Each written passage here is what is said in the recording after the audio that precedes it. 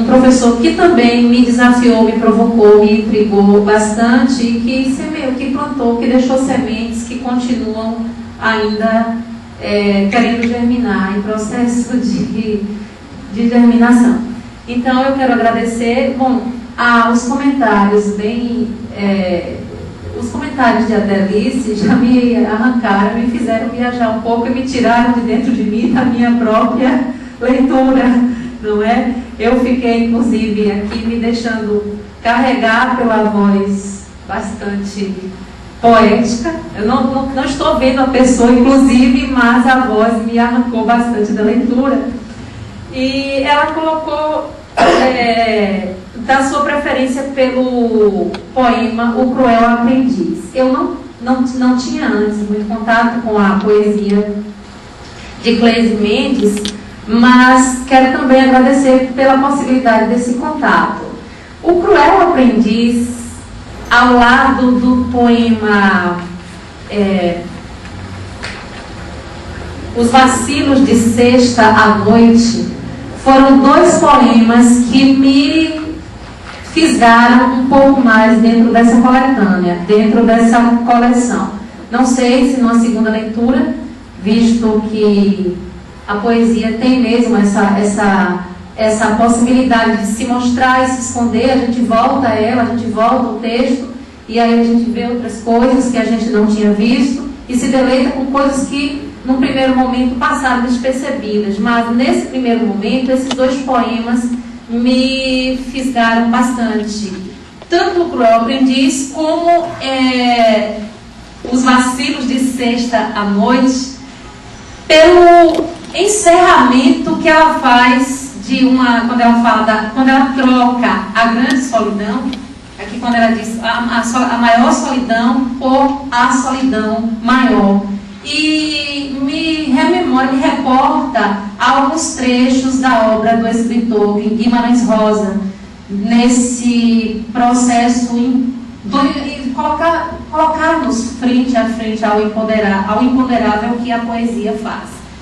Adelice situou a poesia de Adelice, de Cleise, desculpem, na esteira de uma linguagem do teatro. Um diálogo bastante interessante com uma série de poetas da nossa literatura e da literatura portuguesa. Eu vi muito aqui a voz de Cecília Meirelles, da poetisa Cecília Meirelles, inclusive no poema também citado por Adelice, no poema Bahia, 1798. Eu vi muito a voz do romanceiro da Inconfidência aqui nesse poema, muito a voz da Cecília, não apenas na musicalidade muito forte, na experiência sonora que ela proporciona, como também no próprio rechear essa experiência sonora, de um lado do elemento lúdico e do outro lado com conteúdos da nossa história, né? da memória, da história, da nossa história. E ao mesmo tempo em que ela faz essa experiência, ela a Adelice fez uma colocação interessante sobre o jogo entre ternura e violência que ela proporciona, que a poesia de Adelice proporciona. E eu percebo que, desculpe, é porque as duas são que a poesia de Cleise proporciona. Ao mesmo tempo em que ela vai oferecendo ternamente elementos da história, elementos da memória, ela repentinamente faz uma chamada, faz uma parada. Ela faz isso aqui nesse refrão, quando ela fala da liberdade tecendo o fio de sua renda. E eu preciso que se aprenda. Pois muito bem, eu vejo na poesia de Adelice uma profissão de... Não tem jeito. Você não vai brigar comigo depois não, é? Eu já ganhei a poesia até aqui, você vai trazer para mim. É porque veio, acho que ficou muito a voz de Adelice lá do outro lado, no meu ouvido. Eu vejo na poesia de Cleise uma profissão de fé muito grande no poema. Isso, inclusive, está bem claro numa espécie de manifesto, ficou claro para mim, numa espécie de manifesto que ela faz lá no poema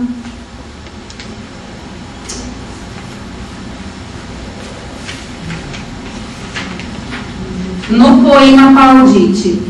Ela diz assim: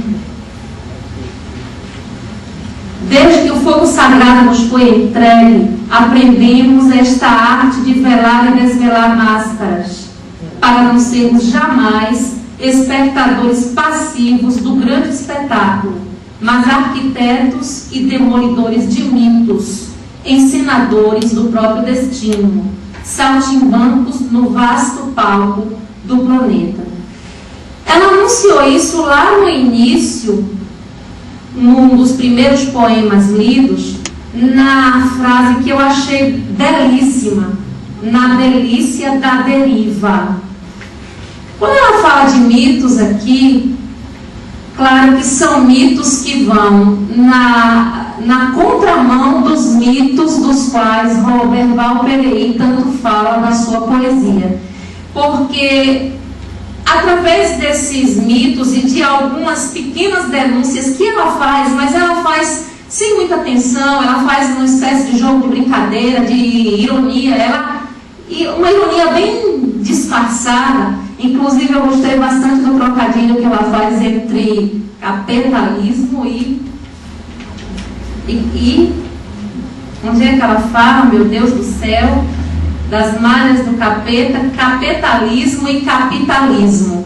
Ela faz uma ironia, ela praticamente lança uma certa corrosão sobre essa plastificação do cotidiano que a gente vive, só que ela faz isso de uma forma tranquila, sem nenhum ressentimento, sem nenhuma tensão mais forte, mas ao mesmo tempo sendo incisiva, bastante incisiva. E numa fidelidade muito grande à dicção de poetas que nós conhecemos da nossa literatura. Nesse sentido, eu vejo muito no poema de Cleise, agora eu falei direito, eu vejo muito a metalinguagem, a convocação, a participação, a celebração da humanidade, a colocação da poesia como uma forma de participação. Essa questão continua me interessando, por mais que eu tenha lido sobre ela. Eu não sou professora de literatura na academia, na universidade, eu ainda sou professora de ensino médio. E para mim é um desafio muito grande continuar ensinando literatura no ensino médio.